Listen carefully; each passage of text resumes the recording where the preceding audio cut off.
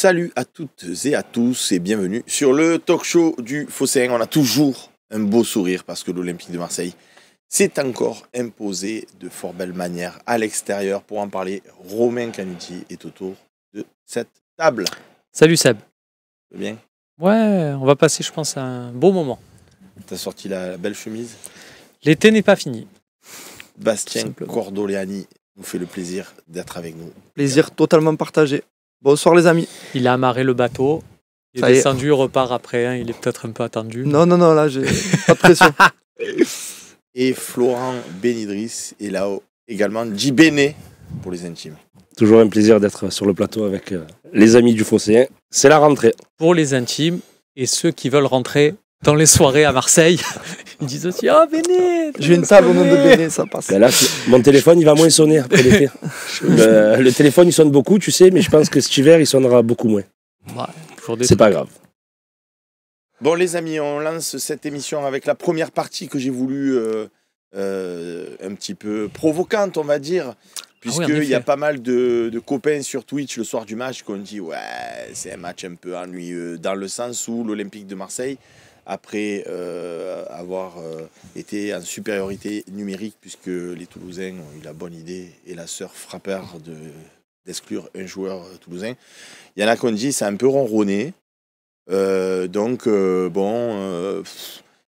aurait voulu voir un Olympique de Marseille beaucoup plus entreprenant pour en mettre 3, 4, 5, 6, enfin 3 les amis, puisqu'on a gagné 3-1, mais voilà, donc allez, on avait Romain en plateau, on va commencer avec Béné, tiens, ça fait un moment qu'on ne t'a pas vu, en plus je vois que tu es un petit peu surpris par la question, donc est-ce que toi, tu t'es régalé ou tu as vu un match abouti ou effectivement, à un moment donné, tu t'es un peu dit, ça accélère pas trop, quoi? Non, j'ai pas pris de plaisir lors de ce match-là. Le premier quart d'heure, franchement, il était toulousain. Donc, on s'est fait très peur. Moi, à chaque long ballon toulousain devant, là, il y avait des longues chandelles. Quand il y avait Brassier et Cornelius qui allaient à la tête, franchement, sincèrement, j'étais pas serein du tout. Qui allait pas, au final. Qui allait pas, donc j'étais pas serein du tout. Et voilà, il y a eu ces 2 éclairs de Greenwood. Mais s'il n'y avait pas eu ces 2 éclairs de Greenwood, franchement, Toulouse avait la même mise sur ce match. Après, il faut préciser que voilà, on a gagné, on était à 11 contre 10, mais l'année dernière, les 3 premières journées, on était à 10 aussi à Metz et je me souviens à Nantes aussi. Et on n'avait pas gagné ces matchs-là. Donc là, on les a gagnés, on prend les 3 points et je pense que c'est le principal. Tu as suivi les JO cet été? Oui. Je ressemble à un athlète? Non, c'est pas ça. Mais peut-être. Mais je pense que tu as trop suivi les JO. Pourquoi? Parce que sur ce match-là, si tu me dis, ouais, je me suis ennuyé, enfin, c'est le foot. On regarde des matchs pour avoir, on a de la maîtrise et tout. Moi, je comprends pas pourquoi tu me dis que tu parce que sincèrement, à 10, je me suis dit, voilà, on gagnait déjà. Je me suis dit, allez, il va y avoir un rouleau compresseur, on va en marquer encore plus, on va avoir encore plus de spectacles. Et l'OM a géré le score. Alors que moi, j'aurais aimé avoir plus de spectacles. Et je pense que De Zerbi aussi est d'accord avec moi. Il aurait aimé avoir plus de spectacles. En plus, on se prend ce but. Je l'ai eu au téléphone, il m'a dit. Ouais. Mais voilà, on se prend ce but aussi à la fin. Je pense qu'à 3, on aurait pu faire un clean sheet aussi. Voilà, je m'attendais à plus. Je voulais gagner peut-être 4, 5, 6 comme on a fait à Brest. Okay. Et c'était dans ce sens-là. Ok, ouais. Mais après, on a gagné, c'est le principal. Hein. Mais tu vois, regarde, moi, on n'est pas d'accord. Hein.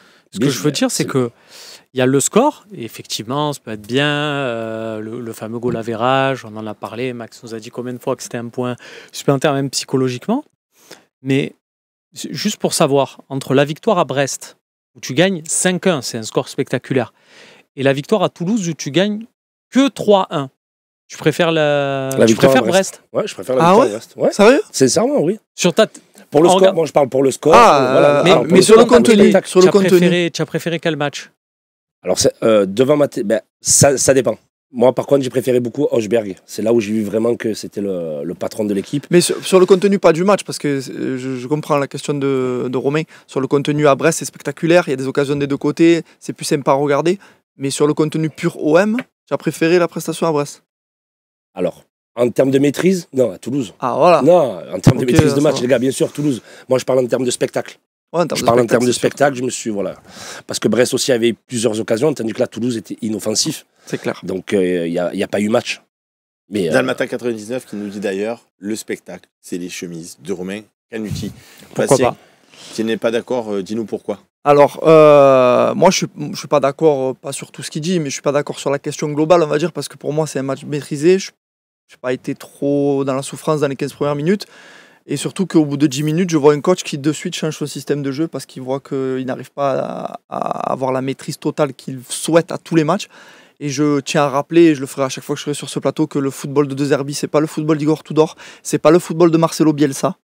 Parce qu'ils étaient souvent dans la même phrase. Sampaoli. Ah, ça se rapproche beaucoup plus de celui de Sampaoli que celui de Marcelo Bielsa. C'est un football qui est sur un rythme monocorde 90% du temps et où par bribes, par éclair, tu dois faire mal à ton adversaire. Ça va ennuyer probablement beaucoup de personnes qui vont suivre ce football-là. Ça va certainement alimenter le moulin de ceux qui ne vont pas aimer De Zerbi, mais c'est son football. Maintenant, on a signé ce monsieur-là, il va falloir assumer que ça va être ça à quasiment tous les matchs. Il va y avoir des buts. On a mis 10 buts en 3 matchs, les gars. Je joue la place comme ça. On a mis 10 buts en 3 matchs. Il va y avoir des buts, on va en prendre, mais par contre, c'est un football qui se joue sur ce rythme-là. Et lui veut imposer ce rythme-là. Voilà. Parenthèse refermée. Maintenant, là où je suis pas d'accord, c'est que je dis, donc je reviens, il a changé son fusil d'épaule très rapidement. Et puis pour moi, en plus, tu l'as dit, on n'a pas été inquiété au final. Des ballons longs avec des sueurs froides, mais sinon, Rouli, il n'a rien eu à faire. Tellement que j'avais l'impression qu'il s'est pris ce but en se disant, je vais faire une sortie kamikaze pour me montrer un peu, pour qu'on voit mon maillot. Et au final, il a fait n'importe quoi.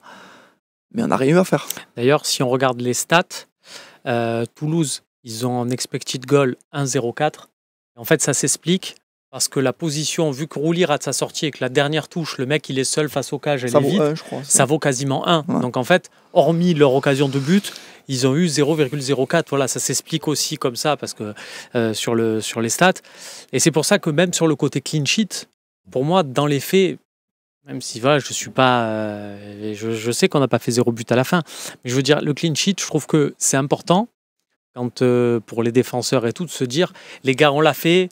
Tu vois, tout on peut le faire. Tout. En tant que défenseur, c'est pour ça que je parle de clean sheet. Mais là, les défenseurs, entre guillemets, c'est juste Rouli. J'espère qu'à la fin, j'étais pas dans le vestiaire, voilà, mais j'espère qu'à la fin, c'est Rouli leur a dit, les gars, celle-là, c'est pour moi, mais promis, prochaine, voilà, je vous paye les pizzas ou parce qu'ils ont les moyens de se payer un peu plus, un peu plus raffiné que des pizzas, mais que voilà, ça se règle comme ça. Mais les défenseurs, entre guillemets, ils se disent, nous, le match parfait, entre guillemets, on l'a fait. Sur l'aspect défensif, on est d'accord qu'il y a beaucoup à redire. Ce que Béné il dit, c'est que lui, il est spectateur. Là, vous vous placez en tant qu'analyste. Ben moi, en tant que spectateur... Toi, tu me dis toujours, oui, moi, c'est la passion, les résultats, bon, ok, mais moi, je veux vibrer. Caricature pas non plus, voilà, mais moi, j'ai vu un OM dominant. J'ai vu un OM... Alors, tu vois, on va comparer, parce que j'ai regardé 2-3 autres matchs de foot en Europe. J'ai vu la victoire de Liverpool à Manchester, qui gagne 3-0 aussi à l'extérieur. Ouais.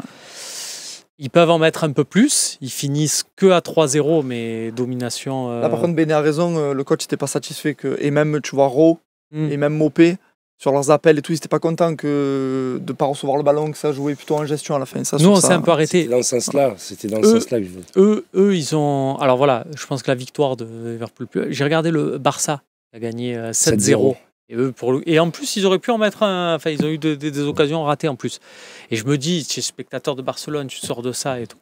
Mais je trouve qu'on est dans cette catégorie-là, dans le sens où on a eu des séquences, on a eu des buts. Il reste en nous. Moi, en tant que, sans parler le côté analyste, machin, tout ça, vraiment, j'ai vibré. On l'a vu à côté. J'ai vibré. J'étais content de ce qu'on montrait, des ressorties de balles, de cette manière qu'on avait un peu de les écœurer. Et moi, j'ai hâte qu'on propose ça match après match. Parce qu'il y a ce truc, moi, qui me plaît, c'est qu'entre guillemets, c'est annoncé.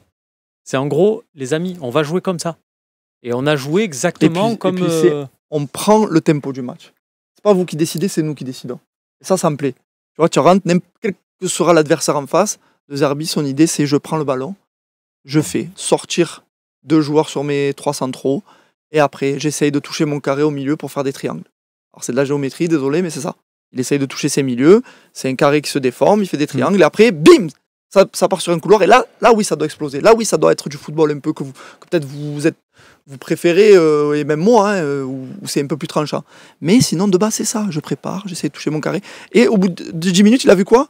J'arrive pas à toucher les 2 rampes de mon carré qui sont Kondogbia et Højbjerg. Pas de souci. Je fais monter Morier d'un cran, je fais descendre un petit peu Merlin. Et peut-être ça va... Et ça a marché. Moi, je pense que abouti. Voilà. En UEO abouti. Et surtout, eu égard à ce que tu fais, c'est-à-dire à Brest, c'est pas maîtrisé. Le score, il est trompeur. Contre Reims, pour moi, tu fais un très bon match dans l'ensemble, mais tu as ce blackout qui te... Et là, tu fais quand même sur la durée un bon match, quoi. Je veux dire, pour moi, abouti, totalement. Est-ce que, puisque tu nous reparles de ce match face à Reims, est-ce que contrairement justement à Toulouse, où De Zerbi a su changer un petit peu sa tactique, est-ce que face à Reims, il n'a pas été lui aussi un petit peu spectateur Bien sûr et qu'il il n'a est pas fautif. replacé son... Mais son totalement. équipe. Totalement. Et je vais te dire même mieux, la preuve de cette faute-là, c'est le match à Toulouse. Je vais vous dire, si vous avez 5 minutes, vous prenez les 5 premières minutes de la seconde mi-temps de Eli Wahi et Amin Harit. On aurait dit des chiens enragés sur le pressing, le contre-effort, les appels, alors que tu es à 11 contre 10 et que tu mènes à ce moment-là 2-0. Et là, tu te dis, c'est bon, le gars, il a compris qu'il a fait... Contre Reims, il s'est un peu reposé sur ses lauriers. Et aussi, ça veut dire que son message passe auprès des joueurs. Mais tous les trois, on a côtoyé des vestiaires et on continue. Moi, de suite, je me suis dit là, il a dû leur mettre... qui là, tous les trois? Tu m'excuses moi? Non, mais tous les quatre, allez, mais je te mets pas dans ceux qui répondent. Tous les trois, donc soit c'est Béné, soit c'est Romain. Je te mets dans ceux qui... Quand il a fait comme ça, je crois que c'était toi. Je te mets pas dans ceux qui répondent aux questions, mais si tu étais, je t'aurais inclus évidemment. Ah, d'accord. Mais non, mais je me suis dit directement, et je sais pas si ça vous l'a fait, je me suis dit c'est bon. Il leur a mis, à mon avis, il a fait 5 minutes de tactique et 10 minutes de... Les gars, s'il y en a un qui se relâche sur le premier quart d'heure, mais je l'ai vu direct, je me suis revu moi quand je joue au ballon. Et son message est passé parce que il y a des coachs qui le font, hein. Et des très bons et des moins bons. Mais tu as les joueurs qui se disent ouais. Et après, ils font leur sauce, ils s'économisent pour pouvoir jouer les 90 minutes. Mais là, je peux vous garantir, revoyez, Wahi et Harit, qui sont tes 2 premières pointes de pressing, des chiens. J'ai dit, mais qu'est-ce qu'ils ont? Ils l'ont même pas fait en première mi-temps. Ils étaient là, harcelés et tout. J'ai dit, c'est bon. Ils ont retenu la leçon. Et j'étais optimiste parce que je me dis, le message d'un coach qui passe comme ça une mi-temps, c'est des signes. Et c'est des signes. On a des signes mauvais l'année dernière, plein de fois. Sur ce plateau, on s'est dit, il y a des signes. Je me souviens d'émissions en novembre où tu dis, ouais, on peut remonter le calendrier, on venait de battre je sais plus qui. Tu disais, les gars, il y a quand même quelques signes cette saison, une réunion qui se passe mal, des attitudes. Ben, à l'inverse, il y a aussi des signes positifs. Et ça en fait partie, je trouve. Puisqu'il y a des signaux positifs, on va se poser la question, est-ce que l'OM confirme son ambition? C'est la deuxième partie de notre émission.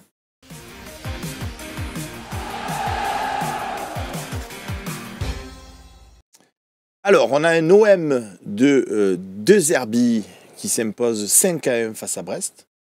Là, le premier à dire on va être champion, c'est moi. Non, je reconnais. Après, on fait 2-2 contre Reims. Je continue à dire que de toute façon, cette année, on est sur l'équipe, je la sens bien. Et là, de nouveau, on gagne 3-1 au prix de matchs maîtrisés, puisque vous avez tous dit que... Donc c'est bon, c'est sûr. Donc c'est pas c'est bon, c'est sûr, mais... Plus sérieusement, est-ce que tu parlais Bastien, donc on est toujours avec Bastien Cordoliani, Romain Canuti et Florent Benidris pour cette seconde partie.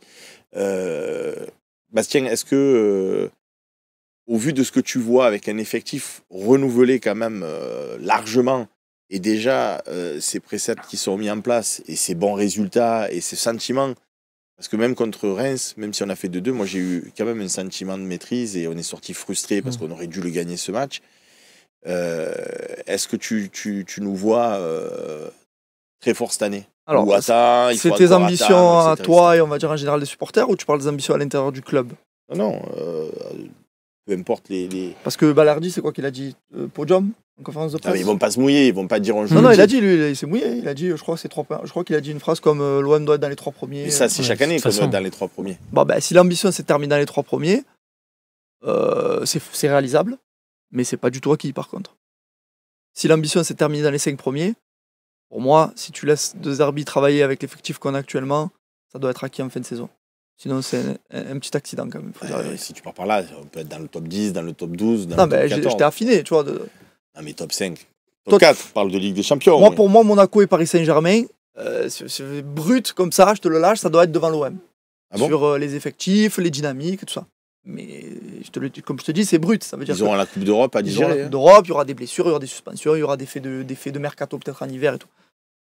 Maintenant, si tu es le 3e larron de cette histoire, en proposant des matchs maîtrisés et tout, moi je te dis la vérité, je serre la main du coach et je suis content. Je trouve que c'est pas anodin cette histoire de Ligue des Champions, de Coupe d'Europe à jouer. Le fait d'avoir ces matchs en plus là, Donc on rappelle la nouvelle formule, tu as 8 matchs au lieu de 6, mais c'est surtout c'est un championnat, il n'y a plus de poule, tu as un championnat global. Comme c'est la première année, je pense que les clubs vont avoir du mal à gérer. Avant, tu te dis, bon, la 4e journée, c'est là qu'on fait souffler parce qu'on a tel déplacement, tel truc. Mais là, tu as des matchs à domicile, à l'extérieur. Tu sais pas si l'équipe que tu affrontes, elle est vraiment dans le coup ou pas. Tu sais pas si... Je pense qu'il y a des matchs, ils vont pas savoir... tu sais pas quand tu fais souffler. Du coup, à défaut, tu vas faire souffler en championnat. Donc je pense notamment à une équipe comme Monaco qui, sur le papier, est au-dessus de nous. Je pense que ça va être très compliqué pour eux en termes de gestion et qu'ils vont laisser beaucoup de points en championnat. Surtout que Monaco... par définition, ils vont jouer l'Europe, ça va être des matchs le dimanche. À Monaco, les matchs le dimanche, ils ne sont pas à 21h, ils vont les mettre à 15h, machin, ça n'a pas l'attrait qu'à les matchs. Vous avez vu le match hier contre Lens Non. Lens mérite de gagner. Hein. Ouais. Donc, Lens mérite de gagner. De Lens, ouais. Ils ont touché à 2 ou 3 fois le poteau, donc hier, Lens mérite de gagner à Monaco. Hein. Donc je pense, et pourquoi ? Parce que Monaco, c'est les matchs dimanche 15h, machin. Pelouse impraticable, la pelouse, elle était voilà, pour ceux qui ne le savent pas, il y a un parking en fait dessous, donc ça aide pas, voilà, c'est un petit point jardinage, mais ça aide pas à avoir une pelouse incroyable.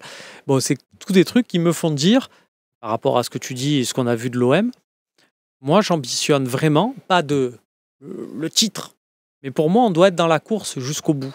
C'est-à-dire, tu vois, on doit espérer. Je veux que l'objectif pour moi cette année, c'est avril.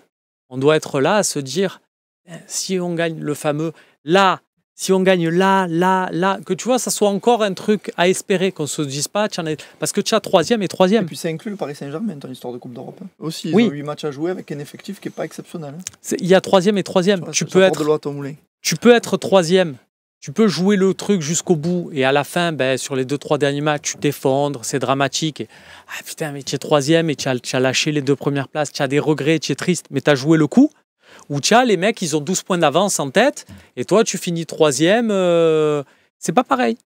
Pourtant, c'est 3e et 3e. Actuellement, c'est pareil. Mais... financièrement, c'est la même chose. Mais sur la manière dont tu vis la saison, c'est pas pareil. Moi, j'ai envie de vivre une belle saison. Oui.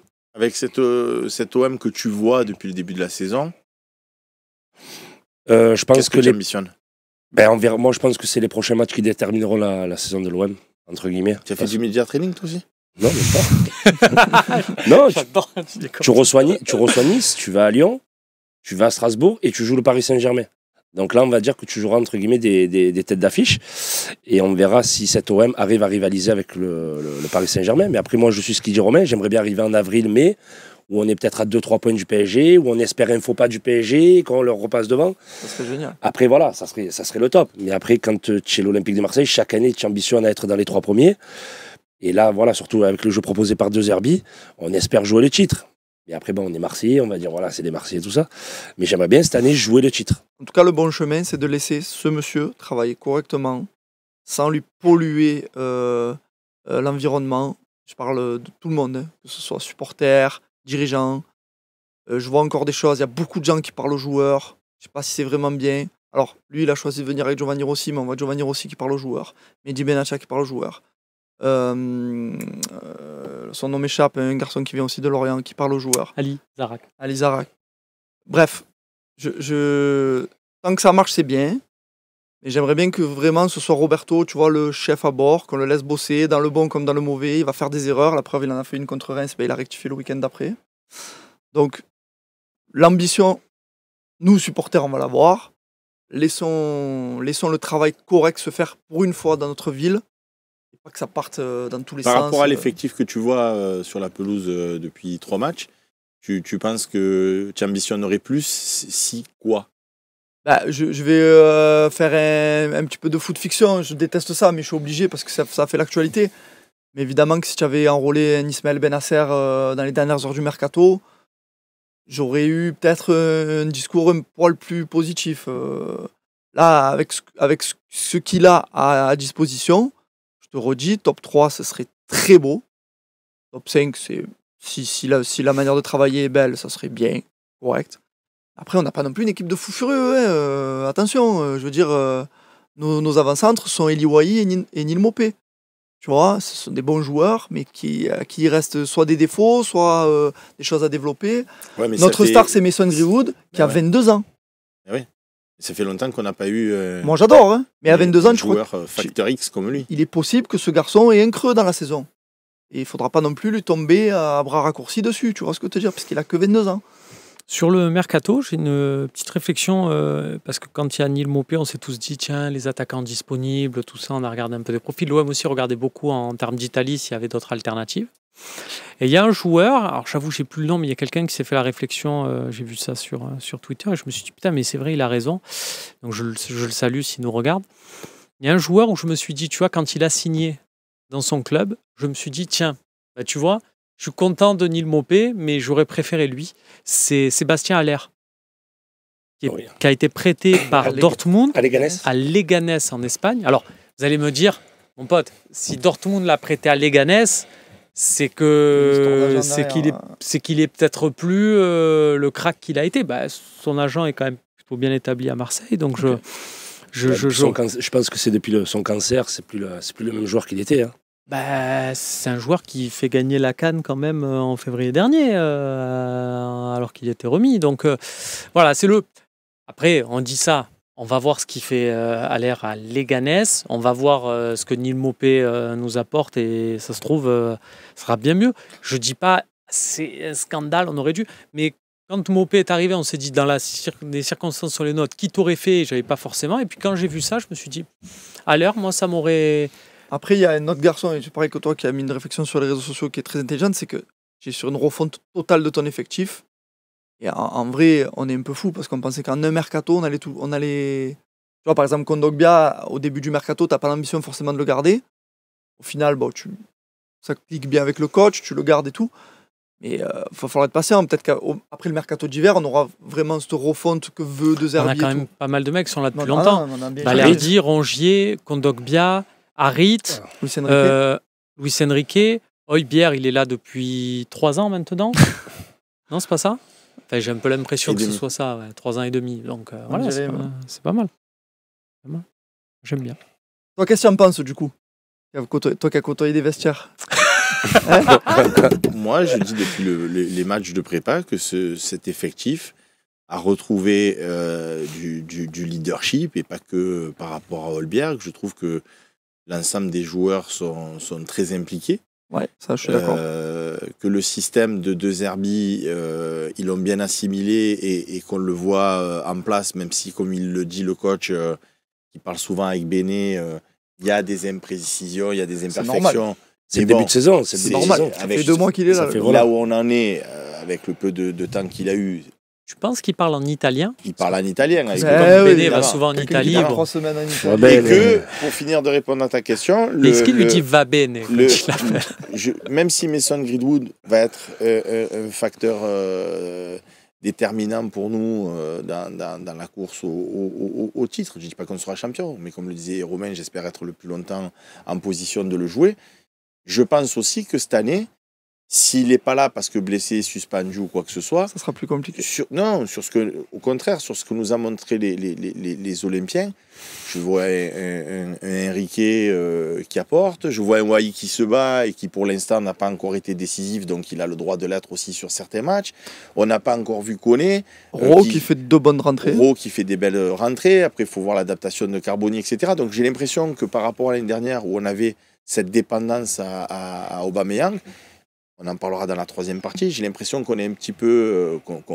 ça va être le joueur Furiclas, comme le dit en Italie, c'est-à-dire hors norme, mais que s'il ne doit pas être là parce que blessure, parce que suspension, je pense qu'on peut s'en sortir. Et j'avais très peur de l'absence de Balerdi sur ce match en me disant, bon, avec Cornelius et Brassier, comment ça va se comporter, tout ça. Et je nous ai trouvé extrêmement rigoureux, solide et tout. Force du collectif. Je trouve qu'on a un vrai collectif avec beaucoup de mentalité. Et je ne vois pas trop, en fait, à l'extérieur, vu le jeu qu'on pratique, je ne vois pas grand monde nous mettre en difficulté, parce que j'ai l'impression qu'avec nos phases de transition rapide et notre possession, etc., on va être quand même difficile à bouger.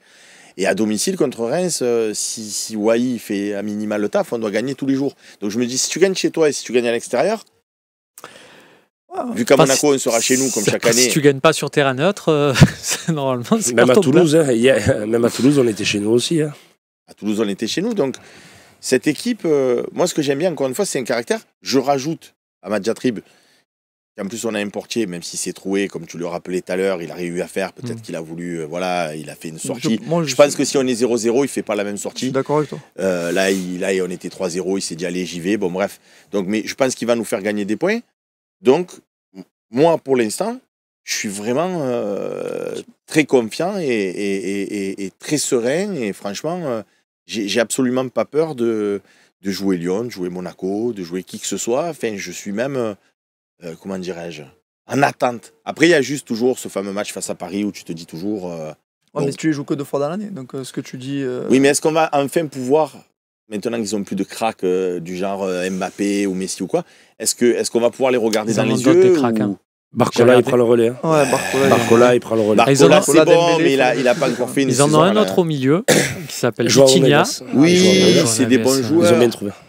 Je pense que, je sais pas si vous avez regardé les matchs du PSG, je pense que le fait qu'Mbappé soit parti, c'est mal pour un bien. Je pense que tous ces joueurs-là, ils se sont tous libérés. Mais ça va être sympa à regarder la bataille tactique. Avant, ils jouaient tous. Roberto De Zerbi. Ils jouaient tous pour Kylian, mais là, tu as Barcola qui se lâche. C'est un entraîneur qui, de toute façon, préfère développer collectivement son équipe, un peu à l'image d'une autre. Colomboigny, à chaque fois qu'il rentre, il est remplaçant, à chaque fois qu'il rentre, il marque. Donc voilà, je pense que le PSG, ça va être un collectif cette année. Ça ne sera pas la dépendance d'Mbappé. Oui, mais ils ne font pas des prêts avec option d'achat. Combien ils ont gagné de matchs l'an passé où d'un coup, il y avait un exploit de justement... Mbappé qui les tirait de c'est il y a 2 ans, parce que l'an passé, pas tant que ça. Il y a 2 ans. Là, ils ont un truc. On verra. De toute façon, on a encore quelques matchs et ne serait-ce. Mais là encore. Ils ont été encore bien aidés par l'arbitrage, manifestement. Mais ça va arriver vite, on les joue le 27 octobre. Ils gagnaient déjà 2-0, ils se sont un peu endormis et puis ils auraient pu faire nul. Pour eux, c'était pas si grave. Moi, justement, la confrontation, j'ai un peu la curiosité de voir si on va développer entre guillemets notre jeu.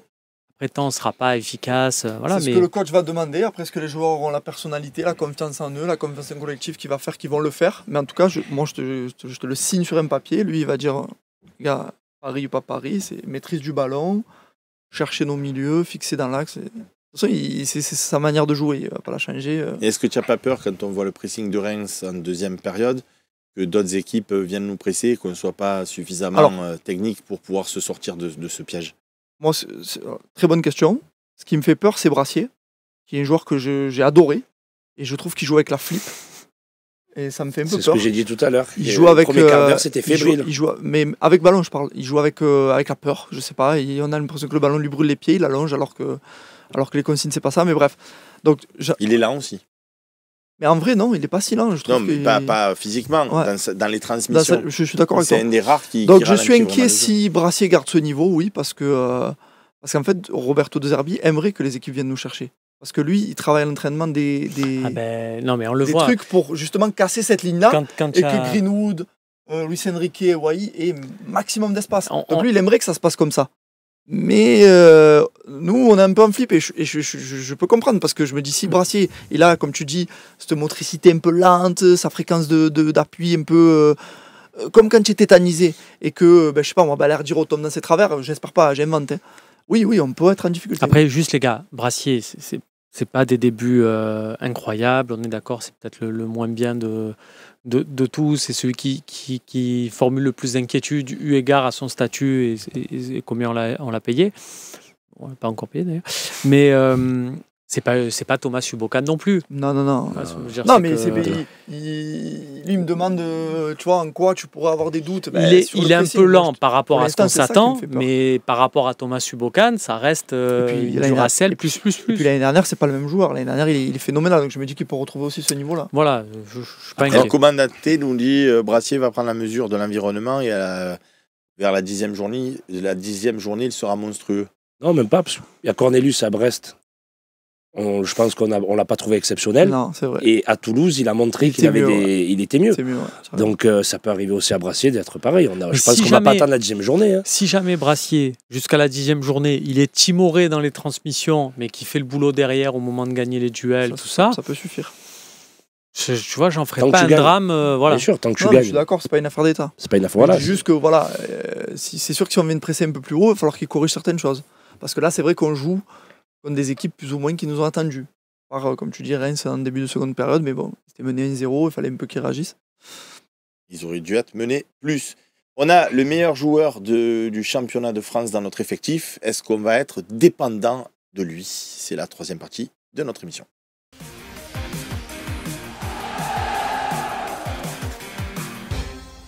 Florent Benidris est toujours avec nous, ainsi que Bastien Cordoleani, Romain Canuti. Les amis, on a Mason Greenwood qui est quand même, sur les 3 premières rencontres, en tout cas, exceptionnel. Ça fait longtemps qu'on n'a pas eu 5 buts en 3 matchs. Le meilleur joueur du championnat de notre effectif. Oui. Je suis désolé, je suis obligé de te la faire. Ouais. Tu sais, j'ai regardé, il y a un quotidien qui note tous les matchs, toutes les rencontres de Ligue 1, et qui s'appelle L'Équipe. Du coup, j'ai regardé les meilleurs joueurs aux notes. Et je m'attendais, comme toi, à voir Greenwood. Parce qu'en fait, il y a eu un débat. Est-ce que c'est Greenwood ou est-ce que c'est Barcola, le meilleur joueur et tout. Je l'ai vu. Greenwood a mis 5 buts. Donc, pour moi, pour l'instant, voilà. Et en fait, j'ai regardé. Et Greenwood n'est même pas le meilleur joueur aux notes de l'Olympique de Marseille. Est-ce que tu sais qui est le meilleur joueur aux notes, Seb? Non. Hochberg. Non, tu dis non parce que tu dis non, je ne veux pas l'entendre.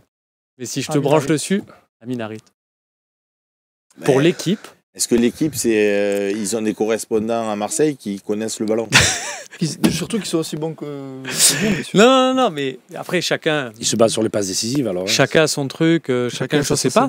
Mais je trouve ça fou. Mais honnêtement, après, les notes, voilà, et c'est pas pour champ. Enfin, il y a une année où, avec Villas-Boas, on était 2e du championnat et on était dans les 5 équipes les plus mal notées de Ligue 1. Donc, tu vois, il y a des fois, il y a des trucs un peu incohérents.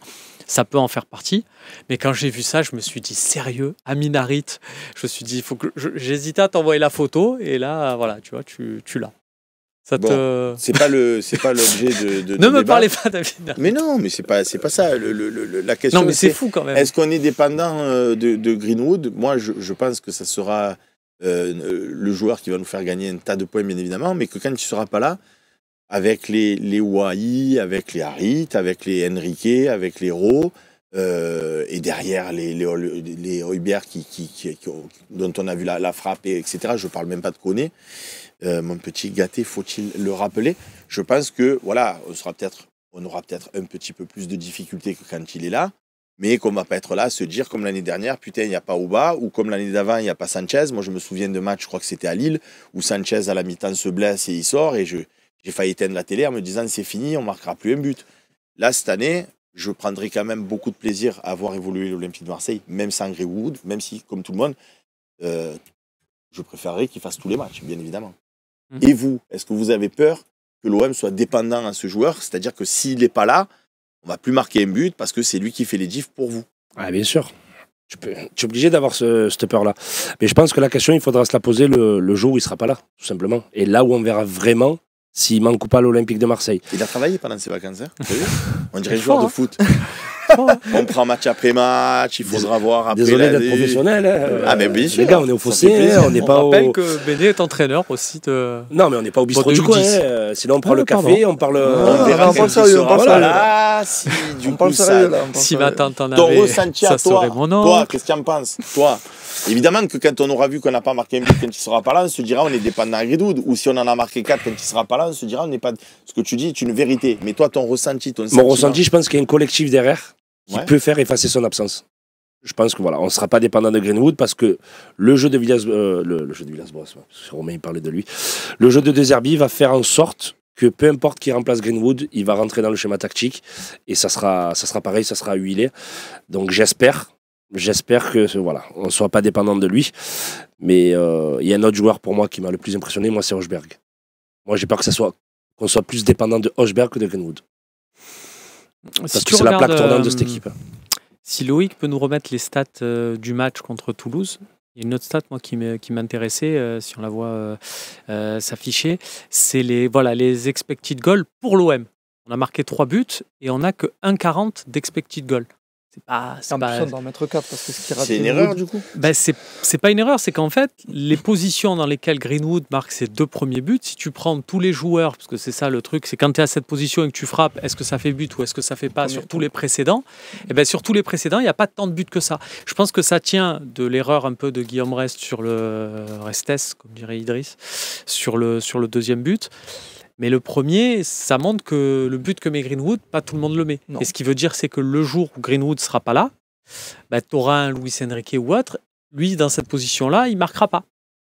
C'est rien, mais je comprends ce que tu veux dire. Voilà, ou alors il va arrêter avec Luis Enrique, vraiment. Il va marquer que sur la deuxième ou sur la troisième ou sur la quatrième tentative. Sur non, je déconne. Mais il marquera peut-être que celle que Greenwood a ratée en seconde mi-temps, qui est immanquable. À 2 mètres, là il était à 2 mètres de la cage. Incroyable quand même. Il y a eu un petit faux rebond avant. Oh là là là, ça y est, il est rentré dans son cœur. Non. Ouais, mais il a 2 mètres. À vitesse réelle, au moment de frapper, tu vois le ralenti, tu as l'impression que le ballon est pour en monte être sûr, un peu. j'ai une technique infaillible. Si c'est Amin Harit qui rate cette occasion, il y a un faux rebond ou pas? Quand on a revu le but de Harit, je t'ai dit quoi? Je t'ai dit au début, il n'a pas tiré, on l'a revu le ralenti, je t'ai dit, ah oui, j'étais mauvaise langue. Je suis honnête. S'il y a un faux rebond, il y a un faux rebond. J'ai l'impression qu'il y a eu un léger faux rebond qui fait qu'il a pris de la cheville et ça s'échappe. Après, tu dois t'adapter et tu dois avoir... Son corps est très mal tu dois positionné, rentrer avec le trouve, ballon dans les voilà. cages. C'est pas grave. Rate ce geste technique, ça arrive. C'est pas grave, mais on doit s'en rappeler pour la suite. C'est pour ça que, par rapport à ta question, et sur la dépendance de Greenwood, moi, je vous ai dit... Tu vois, ils me disent, il y a vraiment un faux rebond. Ah bah, si toi le dis, c'est bon. On les croit. Mais non, mais on l'a vu. Moi, je te crois. Il y a vraiment un faux rebond. Après, ça n'empêche pas que le mec doit marquer. Je suis d'accord avec vous.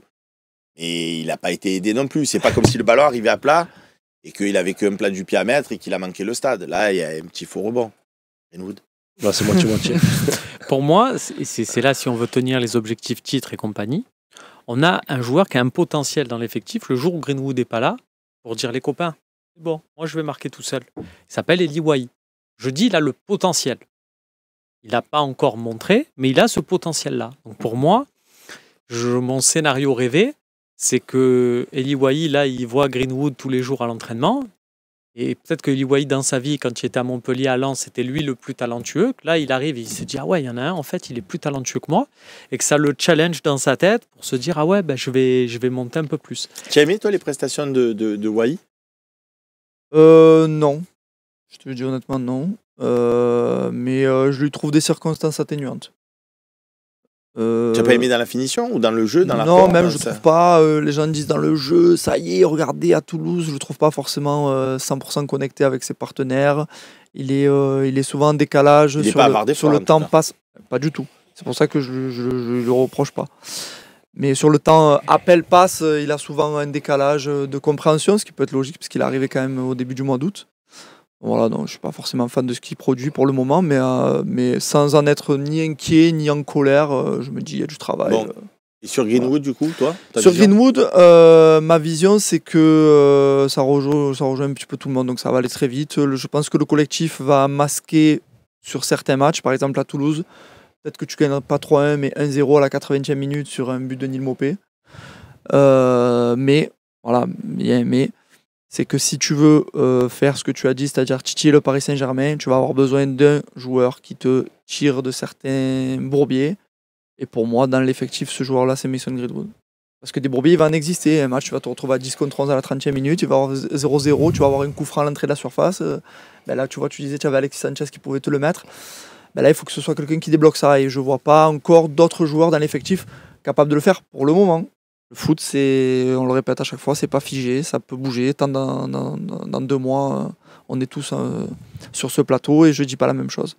Mais à l'instant T, je ne vois pas de dépendance, mais je me dis que si tu as l'ambition d'être dans les 2 premiers, tu vas être obligé de compter sur un Greenwood très fort. Et tu disais qu'il était jeune, que ça t'inquiétait un petit peu, qu'il pouvait avoir des passages à vide. Il va avoir des downs, mais ce qui va être très important de gérer dans l'effectif, c'est qu'à ce moment-là, tu vas avoir un autre émergent. Donc ça peut être Rowe, ça peut être Wahi, ça peut être Harit. Sous Sampaoli, je me rappelle d'une période où tu as Payet qui est un peu moins bien. Oui. Ça peut être Koné. Tu as Payet qui est un peu moins bien au cœur de... Non, pas au cœur, à la fin de l'hiver. Début printemps, ouais, voilà. Et il remet Harit qui n'avait pas trop joué. Et Harit, à ce moment-là, je me souviens d'un match notamment où tu reçois Montpellier où Payet est blessé ou suspendu. Et Harit fait un but, une passe D ou 2 passes D. Et puis tout le monde se disait sur ce match, tu vas galérer. Au final, je crois qu'au bout de 20 minutes de jeu, on mène 2-0 avec un but notamment de Bamba Dieng. Donc voilà, ça va être important. Je compare parce que Payet, à un moment donné, était aussi ce joueur-là où on se disait putain, mais s'il n'y a pas Payet, qui va faire marquer? Voilà. Donc ça va être important. Vegas 13 nous dit pourquoi tu n'as pas cité Luis Enrique? Je l'ai cité là? Non. Non, je ne l'ai pas cité. Tu l'as pas dit. Non, Luis Enrique. J'allais rebondir, mais c'est vrai. Luis Enrique aussi. Pardon, Pégase 13, merci de. Après, pour Wai, c'est pour ça que vous êtes là, les gars. Pour Wai, je trouve que c'est méchant quand même, hein, parce qu'il est impliqué sur 2 des 3 buts. Hein. La talonnade qu'il fait sur le. Il est à chaque fois sur les avant-dernières passes, mais il a été au cœur des. Je suis peut-être sévère parce que je pense qu'il est capable de faire beaucoup mieux. Ah oui, mais pour faire beaucoup mieux, il peut faire beaucoup mieux, bien sûr. Il a le potentiel pour. Un super talent. Il a le potentiel pour. Mais je trouve que voilà, même s'il n'a pas marqué, il n'est pas avare d'effort. Et il est impliqué quand même sur 2 des 3 buts. Jamais la talonnade qu'il fait, après le décalage. Il est à chaque fois à l'avant-dernière passe. Bon, il ne fait pas une passe décisive, mais à chaque fois, il est à l'avant-dernière passe. Et puis voilà, je pense que c'est un joueur qui va finir entre 15 et 20 buts. Moi, je signe de suite. De suite aussi. De suite. Voilà, pour mes consultants, nous ne sommes pas et nous ne serons pas dépendants de Mason Greenwood. Et comme l'a dit Bastien, et encore plus Béné, on le verra quand on le verra. On passe à la 4e partie de cette émission.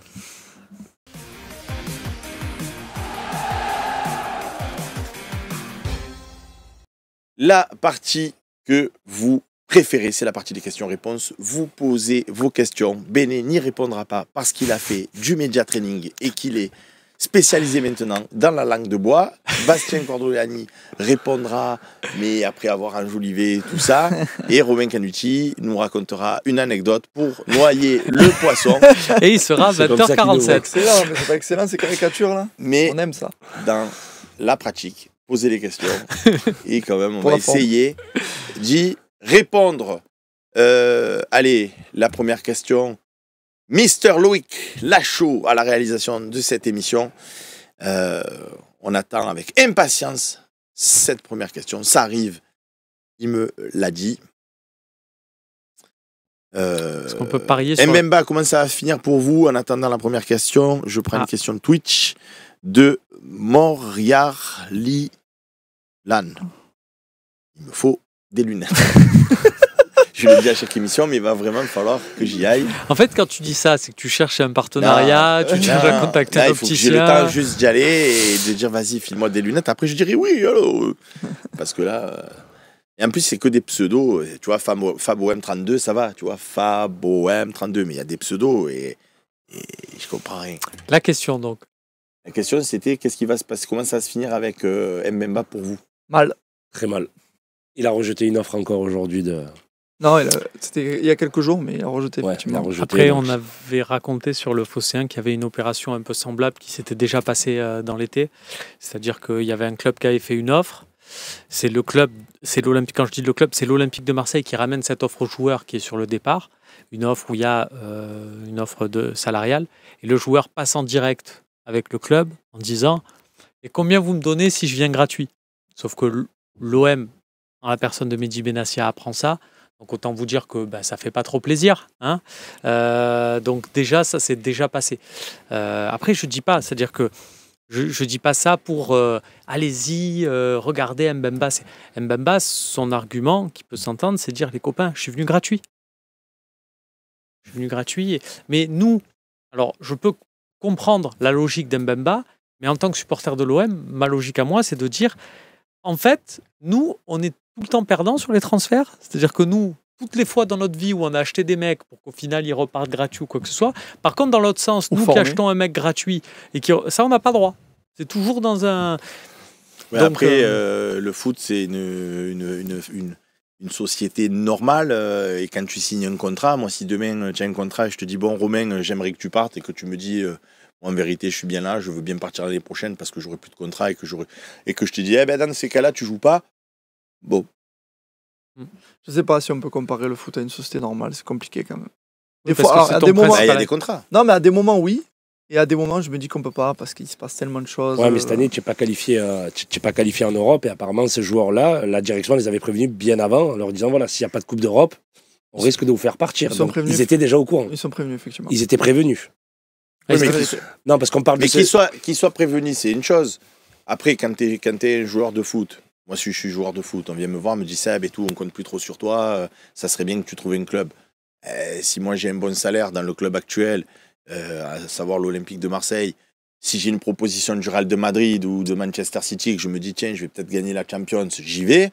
Si j'ai une opportunité pour aller à Lille ou Rennes et que je leur dis bon, en termes de je dis bon, et le salaire c'est quoi? Et que je gagne 550 à l'Olympique de Marseille et qu'on me dit on va te donner 350, je ne vais pas gagner plus sportivement, je ne vais pas gagner plus financièrement, mais je vais dire, je vais faire plaisir à l'Olympique de Marseille parce que quand même, ils méritent et je vais partir. Non.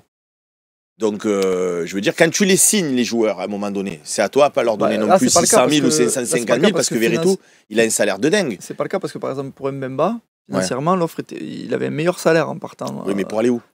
En Arabie Saoudite. Là, je pense que tu parlais de Veretout, là, quand tu parlais. Veretout ou même Mbemba. Mbemba, s'il n'a pas envie d'aller en Arabie Saoudite, s'il a envie encore d'avoir un challenge sportif. Mais de toute façon, le joueur, il a un contrat, comme tu dis. On n'a pas. Déjà, on a vu que l'OM a réagi via un communiqué, qu'il y a eu dans les derniers jours du mercato du harcèlement, du cyberharcèlement sur certains joueurs faisant partie de ce loft. On n'a pas à juger de ce qu'ils veulent faire, de leur vie, de leur contrat. Ils sont, comme tu dis, ils sont sous contrat. À un moment donné, c'est l'OM qui leur a signé des contrats. On leur a pas mis un flingue sur la tempe en disant tu vas signer à l'OM. L'OM les a voulus, les a pris, les a signés. Maintenant, il faut assumer ces contrats-là. Mais on a le droit aussi de dire qu'il y a des joueurs qui, par guerre d'ego, tout ça, n'ont pas joué le jeu à 100% dû, pas à accord tacite, mais Benet l'a dit, en fin de saison dernière, quand ils ont vu que ça tournait au vinaigre, ils leur ont dit s'il n'y a pas de Coupe d'Europe, il y a des salaires dont il faudra à tout prix se séparer, qui, a fortiori, si le nouveau coach ne compte pas sur vous sportivement, on essaiera de vous aider à trouver un challenge sportif, tout ça. Voilà, des deux côtés, il y a du bon, du moins bon et parfois du très sale, mais ça c'est le monde du football.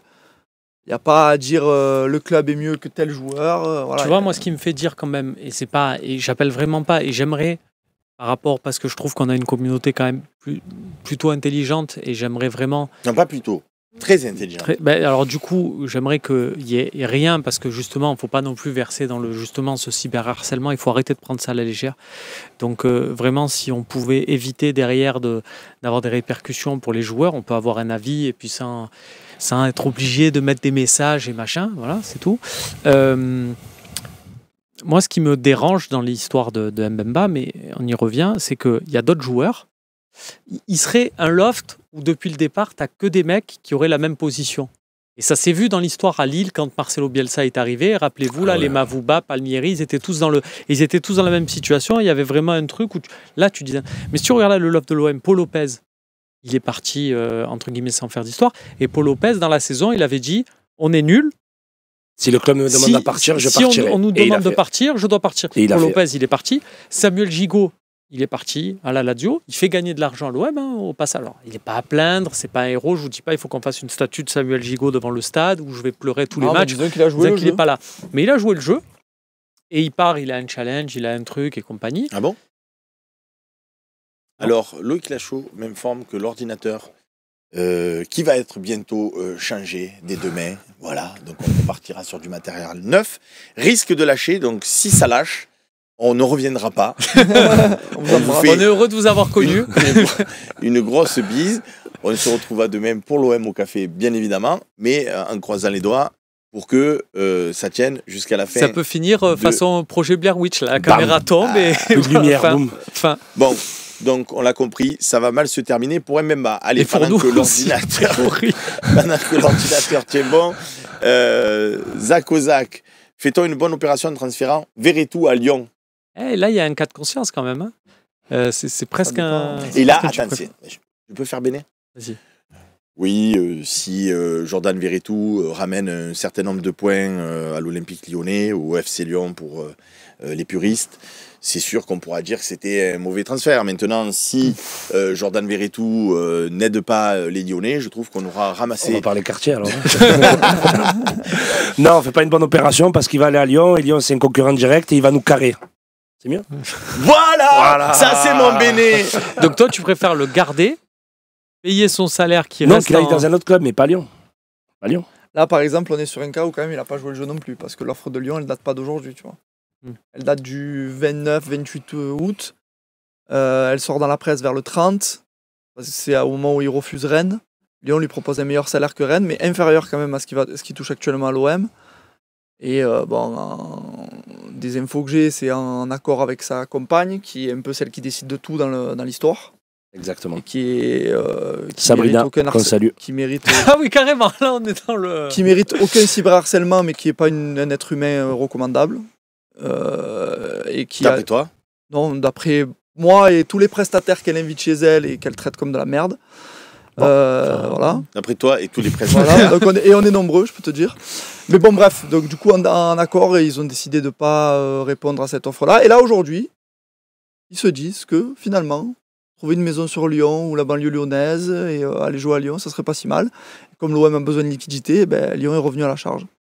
OM Thaïlande, question. Seb, est-ce que c'est vrai que Manchester United a une option obligatoire pour acheter Greenwood à la fin de la saison? Non. Obligatoire, non. Je crois que c'est à la revente. Non. De toute façon, on va faire au débat directement. Les Britanniques ne veulent plus entendre parler de Mason Greenwood. Voilà. Et ça tombe bien. Nico, 73, 100, 60 ou 80. Koné jouera à quel poste quand il portera le maillot de l'Olympique de Marseille? Est-ce qu'il jouera à la place d'Harit ou de Kondogbia? Merci, Seb. De rien, mon ami. Toi, tu le vois évoluer où? Kondogbia. Alors, en fait... à la place de Kondogbia. Mais au Canada, il joue ce poste-là. Donc, je te branche, mais à la fin de l'émission, ne me frappe pas. Non, parce qu'il y en a avec qui je peux m'amuser à faire des têtes à tête, mais toi, je te respecte. Et je suis trop bien au fossé, t'imagines, je te frappe, tu me vois plus et tout, je prends plus ce kiff-là, à revoir tous mes amis. Selon comment tu le frappes, c'est lui que tu vois plus. Puis de toute façon, on va plus se voir du tout si l'ordinateur lâche. Ouais, après, c'est plus filmé, il se passe qu'il c'est pas une bombe, l'ordinateur. Moi, personnellement, j'aimais bien aller au stade, les petits fours et tout de quoi. D'ailleurs, on va se faire ça prochainement. Ben, si tu veux pas si tu veux pas morfler, oui. Ah non, la menace, non. Après, je vais devoir me missionner Romain Canucci parce que dans son contrat, il y a marqué protège ton patron. En plus, il y a Loïc aussi. Je vous protège à tous. Ah bon, vous êtes la famille, le fossé. Bon, tu le vois jouer où? Lui à la place de Kondogbia? Moi, dans l'idéal, j'aurais bien aimé parce que je suis pas un fan de Kondogbia, mais j'ai l'impression quand même qu'il part sur un délire un peu plus haut. Alors peut-être numériquement à la place de Kondogbia, mais sur le terrain, peut-être pas à la même place. Donc sur un schéma plus offensif, disons. Donc à la place d'Harit. Mais tu as Carboni, c'est pour ça. Peut-être avec les deux, justement, Harit et D'accord. Non, moi je le vois vraiment à la place de Kondogbia. Après, là, ce qui est bien, c'est qu'on a bien démarré sans lui. On va pouvoir, entre guillemets, l'intégrer tranquillement, sans pression.